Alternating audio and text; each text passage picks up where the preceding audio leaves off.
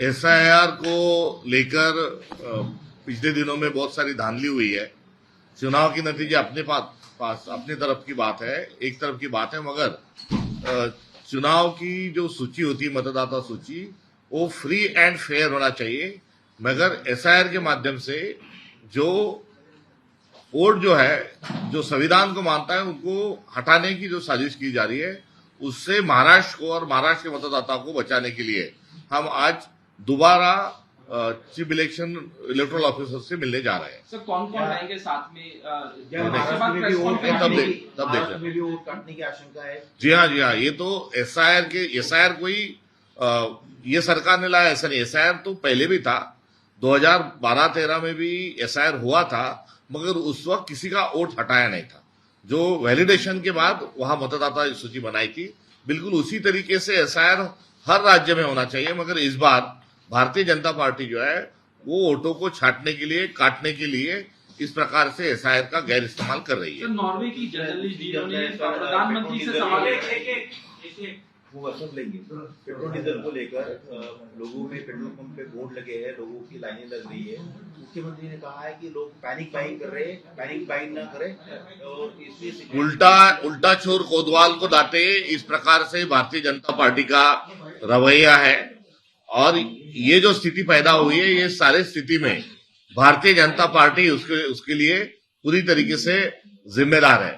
जो लड़ाई हुई है वो अपनी जगह है, मगर पिछले दिनों में जो इंटरनेशनल हमारा जो मूल्य कम हो रहा है, वह हमारी क्रेडिबिलिटी जो कम हो रही है, उसका एक कारण है।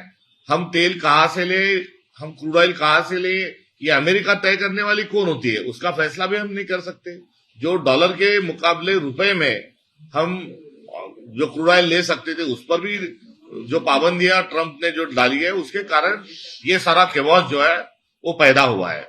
और ये इसकी जो सारी जिम्मेदारी जो है वो भारतीय जनता पार्टी की है। और ऐसे स्थिति में चोर खुद होते हुए कोतवाल जो है, वो चोर जो है कोतवाल को, यानी इस भारत के देश के मालिक जो है, नागरिक, उनको डांट रहा है। दूसरी बात है सर कि ओबीसी को लेकर सरकार ने कल क्रिमिनल की लिमिट जो है वो 8 लाख से 15 लाख करने की और उसमें 43 जातियां जोड़ने की एक सिफारिश भेजने वाले केंद्र को। ओबीसी की जात न्याय जनगणना होना चाहिए और तमाम जो ओबीसी के संरक्षण के लिए जो पिछले प्रावधान थे उसको बरकरार रखना चाहिए। मगर हर बार नए पैतरे के साथ आकर ओबीसी के हक का हनन करने का काम भारतीय जनता पार्टी की सारी सरकारें करती है। तो लगता है कि आप इसको बैन डालने की कोशिश कर रही है बीजेपी एक बार फिर से कि ओबीसी, क्योंकि मराठा आरक्षण अभी फिर से उठाने वाला है। नहीं, हर पोलराइजेशन उनकी नीति है, हर चीज में वो पोलराइजेशन करते हैं। दूसरी बात है सर कि शरद पवार साहब का बयान कल आया, उन्होंने एक प्रोग्राम में कहा कि मोदी जी के ऊपर जो जिस तरह से देश के सम्मान में कुछ काम कर रहे हैं, हमें राजनीतिक मतभेद हमारे उनसे है, लेकिन वो मतभेद बुलाकर देश हित के सामने आना चाहिए। आप सहमत हैं उनके बयान से? मुझे पूरा बयान उनका देखा नहीं, मगर मोदी जी जो है वो बहुत ही भारत का जो नाम है, जो भारत की लीगेसी है, उस लीगेसी को बहुत बेदर्दी के साथ उसको वो पूरा बर्बाद कर रहे हैं। सर नॉर्वे की एक जर्नलिस्ट हैं, उन्होंने प्रधानमंत्री को सवाल पूछा, प्रधानमंत्री ने जवाब न देते हुए चले गए। उसको नॉर्वे के जो अकाउंट है, नॉर्वे के प्रेस ने जिस प्रकार से, उन्हीं के नहीं तो इंटरनेशनल प्रेस जिस बेबाकी के साथ सवाल पूछ रहा है, मेरी उसी प्रकार से भारत की भी प्रेस उसी बेबाकी के साथ अपने सवाल पूछे, ये मेरा अनुरोध रहेगा। और रही अकाउंट को बंद करने की बात, तो ये भारतीय जनता पार्टी का जो पैतरा है वो अभी इंटरनेशनली भी लोगों को देखने के लिए मिल रहा है। मैं किसी के बयान नहीं बोलूंगा। जिस तरह से नीट पेपर में छात्रों का नुकसान हुआ है, लिंक महाराष्ट्र में कई जगह सामने आ रहे हैं, इसको राजनीतिक जोड़ा जा रहा है। पिछले 10 साल में नीट के जो पेपर है वो 71 बार लीक हुए हैं। और 71 बार लीक करने का जो काम है वो एक साजिश है और ये सरकार की पूरी विफलता है। नहीं तो सरकार के लोग इसमें लिप्त है। राहुल गांधी जी ने इस मुद्दे को पार्लियामेंट में रखते हुए इस पर एक चर्चा की और एक व्यापक सुरक्षा की वहां मांग की थी, मगर उसके तरफ भी नजरअंदाज किया गया था।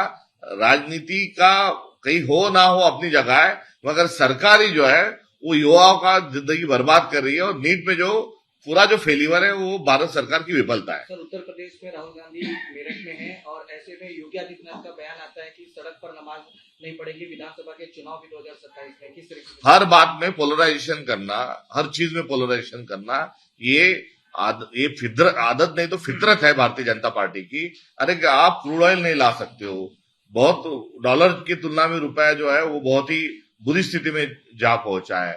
हमारे देश से जो निवेश जो था उसको इंटरनेशनली उसको निकाला जा रहा है, युवाओं को रोजगार नहीं, किसानों के फसल को दाम नहीं, इस पर भी बोलिए।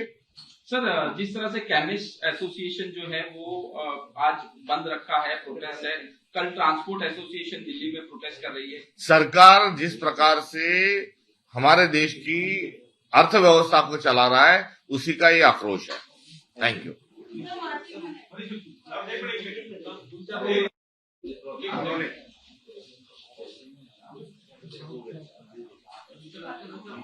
देशात पेट्रोल डिझेलचा पुरेसा साठा आहे. अफवांवर जादा खरेदी होऊन पुरवठ्यासाठी विस्कळीत होते. अफवांवर विश्वास ठेवून जादा इंधन खरेदी करू नका असं मुख्यमंत्र्यांनी सांगितलं. जे अफवा पसरवण्यातच देवेंद्रजी जे आहेत हे तरबेज आहेत, त्यांच्या मातृसंस्थेत पितृसंस्थेतून अफवा कशा देशात पसरायच्या याचं ट्रेनिंगच बाळकडूनच घेऊन ते राजकारणात आलेले आहेत आणि आता ते जे कांगावा करतात आहेत त्याला मी एवढंच म्हणेल की चोराच्या उलट्या बोंबा। चोर कोण आहे तर भारताने इंधन कोणाकडून घ्यावं हे ठरवण्याचा सार्वभौम देशाचा अधिकार असताना आपले नरेंद्र सिलेंडर आहेत आणि ट्रम्पच्या धमकीमुळे ते रशियाकडून तेल घेत नाही किंवा इतर देशांकडून घेत नाही। रुपयाच्या तुलनेमध्ये आपण रुपयाच्या माध्यमातून खरेदी करते क्रूड ऑइल होतो त्याच्यावर बंदी आणली, डॉलरच्या माध्यमातून खरेदी कुठेतरी करायची आहे। अशा सगळ्या परिस्थितीमध्ये युद्धाचा कुठेतरी बागुलबा करून आपल्या देशामध्ये इंधन तुटवडा हा निर्माण करण्याचं पूर्ण पाप जे आहे हे भारतीय जनता पक्षाचं आहे आणि अशा या आणीबाणीच्या स्थितीमध्ये त्यांनी जबाबदारी स्वीकारून काय चुकलं कसं चुकलं हे सांगण्याची आवश्यकता आहे। त्यांनी नरेंद्र मोदींचं भारत सरकार कसं फेल आहे हे त्यांनी सांगितलं पाहिजे। मात्र उलट ते नागरिकांवर आणि भारताच्या जनतेवरच अफवा जे आहेत या पसरत असल्याचा जो आरोप करतायत हा निंदनीय आहे आणि हे सांगण्याच्या आधी माझा थेट स्वरूपामध्ये गृहमंत्री मुख्यमंत्री देवेंद्र फडणवीसांना सवाल आहे की नागपूरला एक महिला जी आहे तिच्यावर झालेल्या अत्याचाराच्या शोषणाच्या अनुषंगानं पोलीस स्टेशनवर तक्रार द्यायला गेली तेव्हा पोलीस अधिकारी काय म्हणाले, डिझेलच नाही तर तपास कुठून करणार। मग आता गृहमंत्र्यांना बडतर्फ करायचं का त्या चौकशी करणाऱ्या पोलीस अधिकाऱ्याला बडतर्फ करायचं, हा नागरिकांनी हा निर्णय आता घेतला पाहिजे। सर, एकंदरीतच जे छगन भुजबळ जे संबंधित मंत्री आहेत ते म्हणतात एक महिन्यात साठा आहे, परंतु जर ग्रामीण भागामध्ये आपण जर आढावा घेतला तर आजही शेतीचे कामं खोळंबलेली आहे, नांगरटी वखरती थांबलेली आहे, खतं शेतात घेऊन जाण्याची प्रक्रिया ही जी आहे ती कुठेतरी बंद पडलेली आहे, पेट्रोल पंपावर मोठ्याच्या मोठ्या रांगा लागलेल्या आहेत आणि अशा परिस्थितीमध्ये परिस्थिती हाताळण्याच्या अनुषंगानं सरकार प्रयत्न करत नसून त्या संदर्भातली एक संहिता ठरवण्याच्या ऐवजी ते वस्तुस्थिती नाकारत आहेत आणि भारताला मोठ्या संकटाच्या खाईत घालत आहेत। सर, एक मोठं धक्कादायक प्रकार समजतं, खरा त्यांचे 60 वेगवेगळे अकाउंट आहेत, त्याचे करोडो रुपयाची उलाढाल झालेली आज कोर्टासमोर आली आहे। खरात हा मनी लॉन्ड्रिंगचा मोठा एक रॅकेट चालवत होता आणि या मनी लॉन्ड्रिंगच्या रॅकेटला जो विदेशातून येणारा पैसा त्यामध्ये हा वापरला जात होता। मुख्यमंत्री देवेंद्र फडणवीसांचा जो जामतारा होता, जो नाशिकच्या आणि अहिल्यानगरचे एसपी दस्तूरखुद चालवत होते, यांचाही पैसा त्याच्यामध्ये आहे, हा आम्ही केलेला जो आरोप होता त्याला या माहितीच्या आधारे बळ मिळालेलं आहे।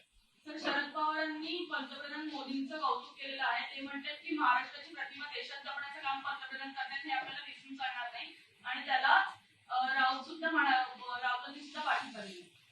त्यांचा पवारसाहेबांचं स्टेटमेंट काय आहे मला माहित नाही, मात्र एप्स्टीन फाईल सारखी प्रकरणं ही समोर आल्यापासून भारताच्या पंतप्रधानांवर एक नाचक्की उडवलेली आहे। एवढंच नव्हे तर अमेरिकेच्या दबावामध्ये आपले पंतप्रधान सिलेंडर आहेत हे जगभरात पोहोचलेलं आहे आणि या आदी इत्यादी सर्व प्रकरणामुळे भारताचं वैभव आणि भारताची उज्ज्वल परंपरा जी आहे ती पंतप्रधान नरेंद्र मोदी यांच्या माध्यमातून कुठेतरी धुळीस मिळवण्याचा प्रयत्न मोदी करत आहेत।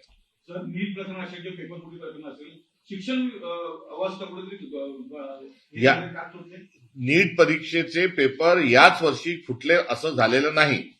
गेल्या 10 वर्षात 71 वेळेस नीटचे पेपर फुटलेले आहेत नवे तर ही पेपर फोडलेली आहेत।